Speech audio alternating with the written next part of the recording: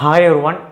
So எனக்கு என்ன சொல்கிறது ரொம்ப டயர்ட் ஆகிடுச்சு. சரி வீடியோ போடலாம் அப்படிங்கும்போது என் பசங்களுக்கு சொல்லி கொடுத்துட்டு வரதுக்கே டைம் ஆகிடுச்சு. ஸோ சாரி, ரொம்ப லேட் ஆகிடுச்சு. எல்லாம் படித்து முடிச்சுப்பீங்க நம்புகிறேன். ஒரு வேளை உங்களுக்கு கடைசி டிப்ஸ் வேணும், ஒரு ட்ரிக்கு மட்டும் சொல்கிறேன், அதை ஃபாலோ பண்ணுங்கள்.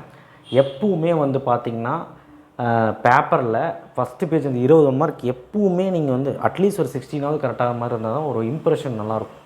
ஸோ எப்படியாவது கரெக்டாகிருங்க. அண்டு 1 மார்க் ரொம்ப முக்கியமாக, அது முடித்ததுக்கப்புறம் நல்லா தெரிஞ்ச கொஸ்டினை ஒரு 2 பேஜ் எழுதுங்க.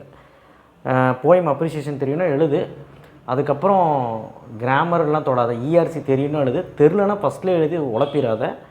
ஃபஸ்ட் எடுத்தோன்னா உனக்கு 5 மார்க் எழுதணும்னு ஆசை இருந்தால் எழுது. பட் எனக்கு தெரிஞ்ச ரிஸ்கி. ஃபஸ்ட்டு வந்து நல்லா தெரிஞ்சது ஒன்று, எனக்கு தெரிஞ்சது ஒன்று 2 மார்க் தான் அப்ரிசியேஷன். அதுக்கப்புறம் முடிஞ்சதுக்கப்புறம் வந்து பார்த்திங்கன்னா உங்களுக்கு இந்த ப்ரோஸோட கொஷின் ஆன்சரும் எழுதலாம். அதுக்கப்புறம் இஆர்சி நீங்கள் வந்து தெரிஞ்சால் எழுதலாம். இதெல்லாம் முடித்ததுக்கப்புறம் 3x9 வேணாலும் முடிச்சுக்கோ.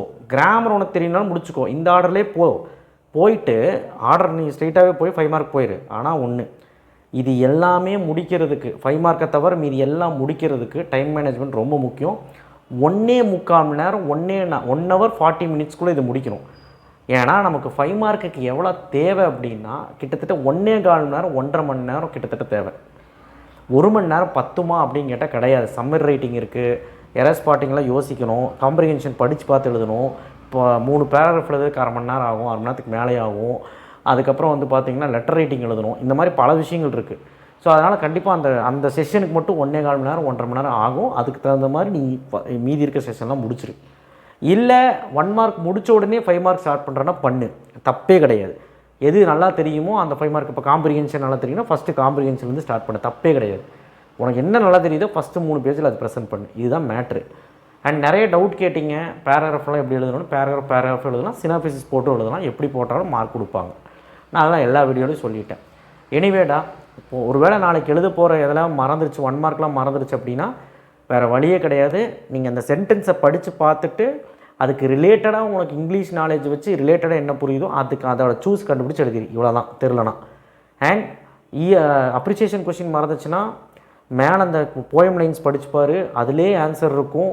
ஆன்சர் தெரிலனா அந்த லைனையாவது ஏதாவது ஒன்று பண்ணி எழுதி வை, கரெக்டானாலும் ஆகும். அடுத்தது இஆர்சி கண்டுபிடிக்க முடியலனா நீங்கள் இஆர்சி பொறுத்த வரைக்கும் போயமோட அந்த ஹிண்ட்டை ஞாபகம் வச்சுக்கணும். நான் என்ன சொல்ல வரேன்னா, ஃபஸ்ட்டு 4 போயமாவது புக் எடுத்து அந்த போயமோட லைன் சும்மா அப்படியே பார்த்துட்டு வா. டிவி பார்த்துட்டு வா, ஒன்றும் தப்பு இல்லை. பார்த்துட்டு வந்தீங்கன்னா உனக்கு கிளிக் ஆகிருண்டா, போயம் லைன் கண்டுபிடிச்சிடலாம். ஓகேவா? எப்படியும் ஃபஸ்ட்டு நாள்லேருந்து 2 வந்துடும், ஒன்றும் பிரச்சனை இல்லை. போயம் நேமு ஆத்தர் பேர் எழுதுனா தான் 2 மார்க், அது பார்த்துக்க. Appreciation okay. அதுக்கப்புறம் வந்து பார்த்திங்கன்னா கிராமர் நான் சொல்லிட்டேன், தனி வீடியோ போட்டிருக்கேன் பாரு. கிராமர்லாம் தெரிலனா நடுவில் எங்கேயாவது பூத்தி எழுதிரு. ஏன்னா அதை வச்சே நம்மளோட இம்ப்ரெஷனை கண்டுபிடிச்சிருவாங்க. இல்லை கடைசியில் தூக்கி எழுது, அவ்வளோதான் என்னால் சொல்ல முடியும். அதுக்கப்புறம் 5 மார்க்கு பக்காவாக எழுதிரு. 7 5 மார்க் நம்மளோட இதில் தான் வரும். 3x9 டிஸ்கிரைபிங் ப்ராசஸ் அழகான இங்கிலீஷில், சிம்பிளான ஒரு இங்கிலீஷில் முடிஞ்சளவு ஒரு 6 பாயிண்ட் எழுது. அண்ட் இன்டர்பிரேஷன் அண்ட் அந்த பார் பை சார்ட் ஏதாவது தான் வரப்போகுது, அது எழுதிடலாம். இன்னொன்று வந்து ஸ்லோகன் ரைட்டிங் வரும். நான் பேஜ் நம்பரோட சொல்லியிருக்கேன், ஸ்லோகன் ரைட்டிங் பார்த்துக்கோ. இல்லை அப்படின்னா நமக்கு வந்து டைலாக் ரைட்டிங் முடிஞ்சால் பாரு. இல்லைனா ஆப்ஷனில் வந்து நமக்கு இது கேட்பாங்க. ஸ்லோகன் ரைட்டிங்கை விட நமக்கு வந்து ரொம்ப இம்பார்ட்டண்ட்டாக ஒன்று இருந்துச்சு, மறந்துருச்சு எனக்கு. ஆர்டிக்கல் ரைட்டிங்னு சொல்கிறோம், பட் அது வந்தால் தான் வரும். பட் ஆர்டிக்கல் பார்க்க முடிஞ்சால் பாருங்கள், புக்கில் நான் சொல்லி இந்த ஃபஸ்ட் யூனிட்டில். பட் நீங்கள் ஸ்லோகன் ரைட்டிங் பார்த்துக்கோங்க. ஏதோ ஒன்று மறந்துட்டேன்ப்பா, என்னென்னு வேணால் ரீகால் பண்ணுங்க எனக்கு. ஓகேவா? டிஸ்கிரைபிங் ப்ராசஸ் இது. ஓகேவா? எக்ஸ்பேண்ட் ஹெட்லைன்ஸும் கேட்கலாம். ஓகேவா? இல்லை ப்ராவப் கேட்கலாம். ப்ராவப் வந்து ஒரு வாட்டி நான் கொடுத்த மினிமீட்டரில் பார்த்துக்கோ. ஓகேவா? இதுதான் சொல்லணும்னு நினச்சேன். மித்தபடி எதுவும் இல்லைடா, நல்லா எழுதிட்டு வாங்க, கண்டிப்பாக நம்மளால் முடியும். டைம் மேனேஜ்மெண்ட் தான் இங்கிலீஷ் முக்கியம். எல்லாமே அட்டன் பண்ணு. கொஷின் நம்பர் கரெக்டாக போடு. ஏன்னா ஏ போடு, 45 ஏன்னா ஏன்னு போடு, 45 பியோட கொஷினை பின்னு போடு. கொஷின் நம்பர் தப்பாக போட்டு வராத. 1 மணி நேரத்துக்கு முன்னாடி போயிரு இடத்துக்கு, எல்லாமே கொண்டு போ, எல்லாம் செக் பண்ணி வச்சுக்கோ. நைட்டே பக்காவாக எழுது. All the best. உன்னால் யாருனாலையும் தடுக்க முடியாது. இங்கிலீஷ் வந்து ரொம்ப இம்பார்ட்டண்டான சப்ஜெக்ட்டு. ஏன்னா இதிலலாம் 90-85 எடுத்தால் தான், 90-85 எடுத்தால் தான் நம்மளால் 500 கிராஸ் பண்ண முடியும், 550 எடுக்க முடியும். பார்த்துக்கோ. ஏன்னா தமிழ்லையும் அப்படி தான் நான் சொல்லி அனுப்பிச்சேன், அதே தான் இங்கிலீஷ்க்கும் நான் சொல்கிறேன். ஆல் தி பெஸ்ட், நல்லா பண்ணு.